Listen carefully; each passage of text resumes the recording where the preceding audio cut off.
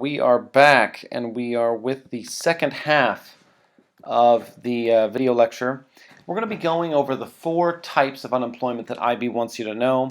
So again, there are going to be a few more notes and a little quiz. This will be a much shorter video, but we still need to go over it, so let's go ahead and get right into it.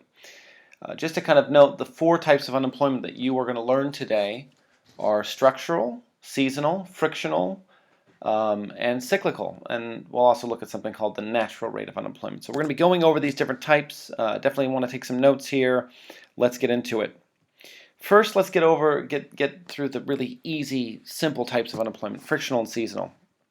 Frictional is basically when workers are between jobs. So if you are fired, if you are laid off, if you quit, if you decide to, once you get done with college and you decide to start looking for a job, you would technically be considered frictionally unemployed. So, for whatever reason well, not whatever reason, but if you have chosen or opted to quit your job in search of a new one, or, you're fired, whatever reason, if you're between jobs, you're frictionally unemployed. And that is definitely one type of unemployment that will always occur. Another one is called seasonal, and this is pretty obvious. I mean, it's just, when demand for certain types of labor or in specific markets or industries changes seasonally. So, things like hotels and resorts during ski season, they will, definitely be hiring more workers during the season, but after the season's over and the snow melts, they get rid of people. Same with like Christmas markets or just the holidays in general. Retailers often hire more workers around Christmas time to deal with the increased number of shoppers. And so you might hire more workers around Christmas time, and then after that's over, you have to fire those people or let them go because once the season is over, there's no longer the demand, and that's just how it is. So these are the first 2 types of unemployment: frictional and seasonal. And sort of the way that the government would mention that you could sort of improve this would be to improve what's called information symmetry, which has to do just with the information available between the workers or the job seekers and the employers. And so if we can improve information symmetry, between people that were seasonally or frictionally unemployed, people that just lost their jobs because of a change in the season in early spring, or maybe because of they just got out of college, or maybe they just got fired. If we can help those people find information and help, also employers looking for people to find people that are looking for work, we can lower those unemployment rates. So there are ways that the government can do this by, creating websites or subsidizing websites, or even, trying to work more with local employers to find out what their needs are and find out more about the community and the people that are looking for work there. So there's definitely a way to improve it, but these are also naturally occurring types of unemployment. You're always going to have some people that are seasonally unemployed, and you're always going to have some people that are fired or quit. So that's just important to note. Next, the third of the 3 methods is called structural unemployment. And basically, this is when there's a change in demand for the skills or the labor or the education demanded by the market. And so, when there is a change in the demand for skills or labor, or for example, there's a fundamental shift in the economy, we can have structural unemployment. And sometimes we look at an example of this as jobs moving overseas. Companies relocate to save on, labor costs. And when that happens, when a company leaves one country and moves to another, in that market, the person's education or skills are no longer demanded because they just there's been a structural shift. So, also technology is often a common cause of structural unemployment. When firms invest in better technology that replace humans, those humans, their skills, their education, their abilities are no longer needed, and they need to find new work. And so because that happened, they are structurally unemployed. So I guess the key is it's either your skills or your education is no longer demanded, or maybe your country or the country's economy has shifted structurally, and so it's gone from maybe a manufacturing-based economy to a service-based. A good example of this would be Britain. Great Britain used to manufacture a lot.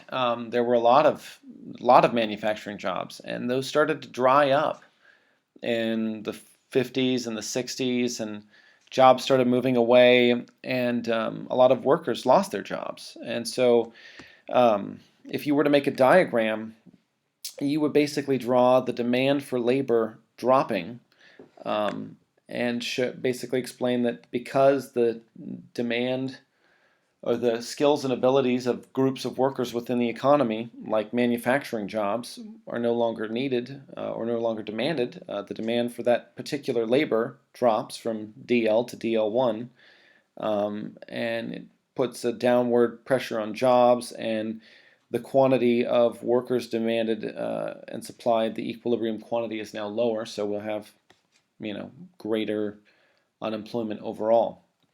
The way that we can improve this, though, is through education and retraining programs.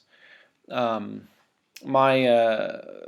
dad's wife, my stepmom, she worked at a lumber mill in the United States for years. That mill, produced a lot of different types of woods and hardwoods for floors and for building materials, and slowly over time, a lot of these mills sort of started disappearing, and it was because there was a structural shift in the economy, and so these types of jobs just started to disappear, and she eventually lost her job too, working at this mill, and so she solved this problem by going back to school and getting an education in something that was demanded by the labor market. So the government can improve this type of change in the economy or change in the demand for certain skills and education by trying to improve retraining programs or educational opportunities for these people that are impacted by this. So please note the diagram. And finally, but this is important to understand that in any economy, that there's going to be something we call the natural rate of unemployment, or the NRU, that we're always going to have some people that are unemployed. It is impossible to have 0% unemployment. Never going to happen. There are always going to be some people that are fired. There are always going to be some people that quit their jobs. Frictional unemployment. There's always going to be seasonal unemployment, whether it's Spargel season in Germany or the Christmas season or ski season. There's always going to be these seasonal jobs that are, hired and then fired. And then finally, there's always going to be some structural unemployment. I accidentally wrote frictional twice. My apologies. The slide should say frictional, seasonal, and structural. There should be some structural unemployment as well. There's always going to be shifts in the economy and changes in the demand for certain types of labor. And because there are these changes, when you add these three types of unemployment together, this is the natural rate of unemployment. And so in every country there's a natural rate of unemployment, and it's different for a lot of countries. And so this is just something you need to understand. There's a fourth type of unemployment. It is not part of the natural rate. It is not seasonal, frictional, or structural. It's a different one. It's called cyclical, or sometimes called demand-deficient unemployment. This is the last of the four that you need to know. And basically, it's unemployment that occurs from a recession, or basically an economy producing below its full employment level of output. Usually, it's brought by a shift in AD to the left, hence demand-deficient, right? Demand decreases and we have a drop in aggregate demand, so we have a recessionary gap. And so it's basically I'm going to show you what this looks like on the next slide, but a lot of you may know this diagram already. Recessions, some economists would say, are naturally occurring, that every economy is going to go through cycles, and in the business cycle, periods of growth and periods of decline. When this happens, when there's a recession, The government could choose to intervene by increasing spending or decreasing taxes, or maybe the central bank will do something with interest rates.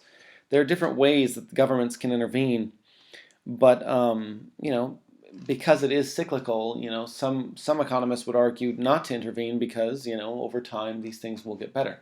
It just depends on your perspective. All right, so let's look at the diagrams for this. Here on the left we have a recessionary gap, and so we've got basically we see a drop in AD from the long run aggregate supply and or macroeconomic equilibrium where it was previously, and dropped to 81. Between Y1 and YFE we have a recessionary gap, and so when that happens, just this alone would be enough to show cyclical unemployment. You would explain the drop in demand for all goods and services will lead to reduced demand for certain jobs, or reduced demand in the labor market for workers as companies don't need to make as much output, and so it leads to cyclical unemployment. You might also throw in this diagram, which notice that they're kind of at the same sort of horizontal height. We have, in a labor market, we have, for example, an aggregate supply of labor, and we have an aggregate demand for labor. And then notice that on the axis on the left of the second diagram is, instead of average price level, it's average wage level. You can clearly see that the difference between the aggregate supply and aggregate demand for labor and the total labor force is the NRU, or natural rate of unemployment. However, when the aggregate demand of labor drops to ADL1,